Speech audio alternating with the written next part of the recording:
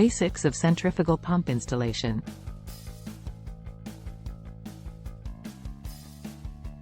An ANSI pump is a type of centrifugal pump that meets the standards set by the ANSI organization. It is used in oil and gas refineries, chemical processing plants, and water treatment facilities due to its dependability and reliability. The design of an ANSI pump follows specific guidelines to make it easy to maintain and compatible with existing piping systems. The impeller diameter, shaft size, and flange dimensions are all standardized according to the ANSI B73.1 specification.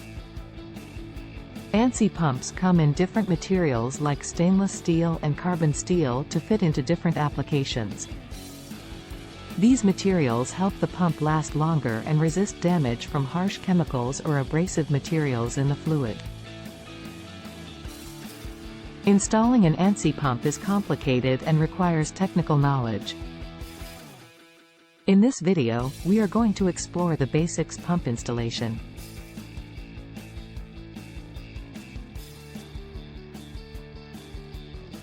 To install a pump properly, you need to make sure the foundation is stable and level. Installer must ensure the pump is balanced and aligned, including the shafts and driver, and must follow the manufacturer's recommendations for pipe size and flow rates.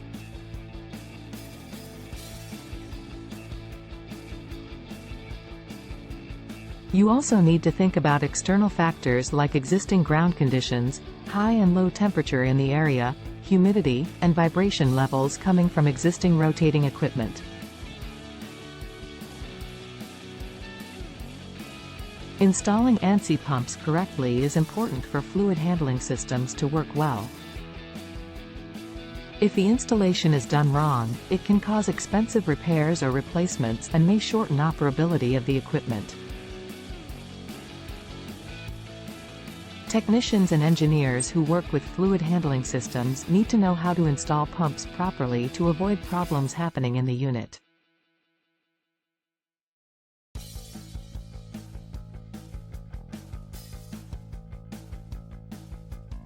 The correct sizing of pumps is an essential aspect of fluid mechanics, a branch of physics that deals with the behavior of fluids when subjected to forces. The ability to accurately determine the appropriate size of a pump ensures optimal performance, efficient operation, and cost savings in pumping systems. Inaccurate sizing may result in significant operational inefficiencies such as oversizing or undersizing. Oversized pumps lead to increased capital and maintenance costs, while undersized pumps lead to inadequate flow rates and reduced system performance. To choose the right pump size, engineers need to consider many things like fluid densities, temperatures, pressure, flow rate, and system design. Designers also need to think about how high the fluid needs to go and how much friction there is in the pipes. By looking at all these things, engineers can figure out the best pump size for the right application.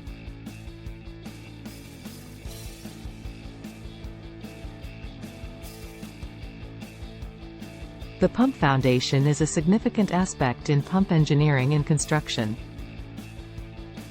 It keeps the pump equipment securely anchored to the ground and prevent vibration that could damage or break the equipment. To design a good pump foundation, engineers and designer need to understand existing soil conditions and other mechanical structures. You also need to think about the area around the foundation, like the type of soil, highest water level, wind, earthquakes, and temperature in the area. These variables can potentially affect the pump foundation.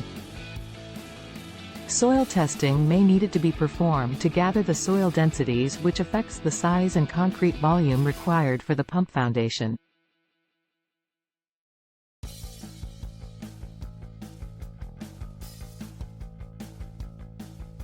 To stabilize the pump, securely mount the pump base to reduce vibration during operation.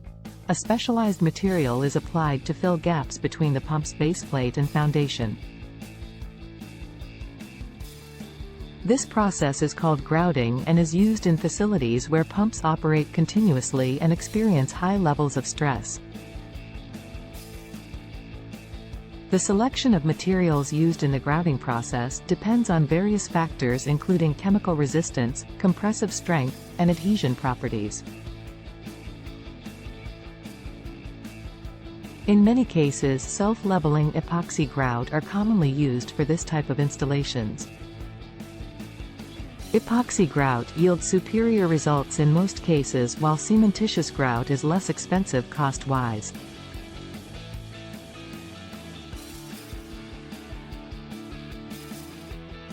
The ANSI pump, a type of centrifugal pump widely used in various industries, requires specific suction piping requirements to operate efficiently and effectively.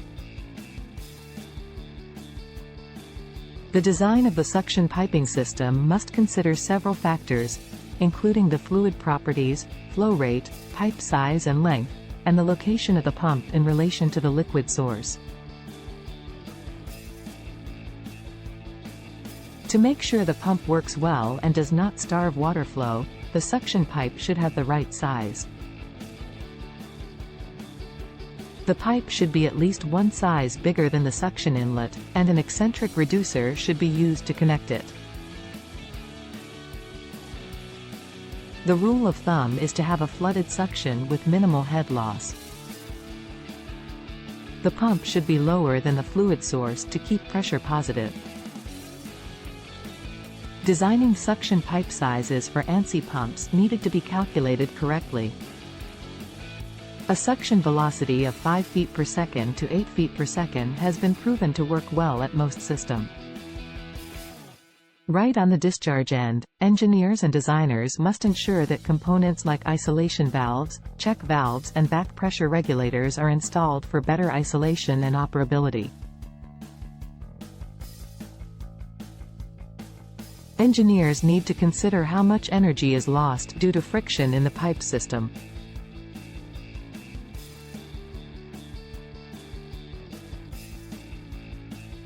To figure out how much electricity an ANSI pump needs, you need to know a few things. First is to identify the size of the motor or driver that runs the pump and check the rating, voltage, and power requirements. The size of the electrical breakers depends on this information. Motor. Main breaker protects the pump's motor from overloads and faults. Its amperage rating depends on the pump motor's horsepower, voltage, and other operating conditions. A simple pump system may utilize a breaker system with a motor start.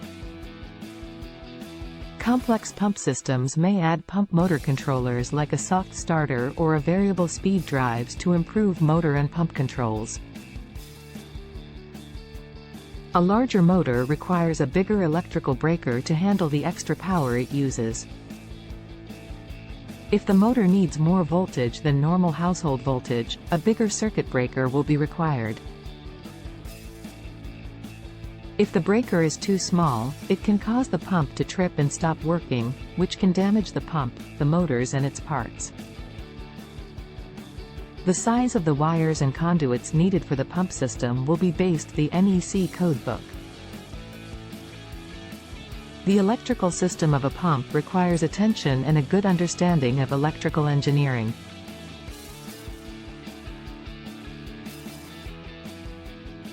Overall, understanding and properly addressing the electrical requirements of an ANSI pump is essential to achieving reliable and efficient performance in industrial processes. As such, engineers and manufacturers must carefully evaluate these requirements when designing or selecting pumping systems for various applications.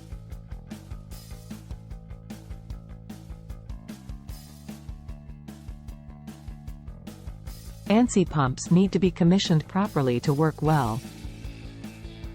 This involves following a series of steps to make sure the pumps are installed and calibrated correctly and meet safety standards.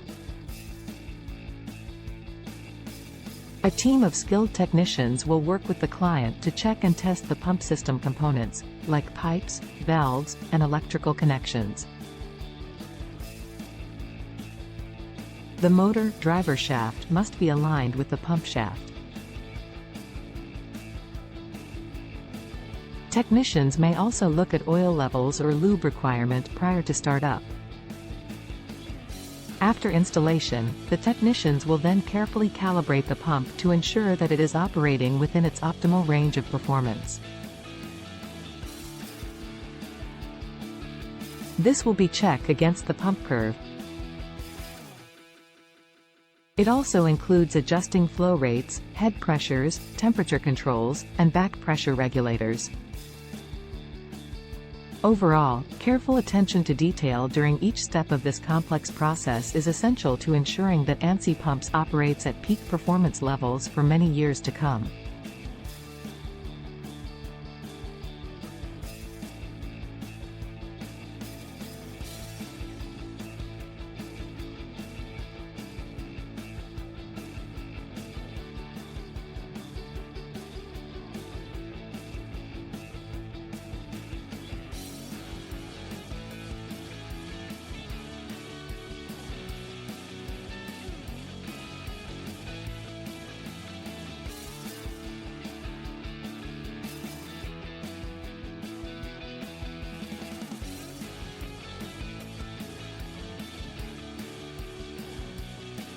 Thanks for watching.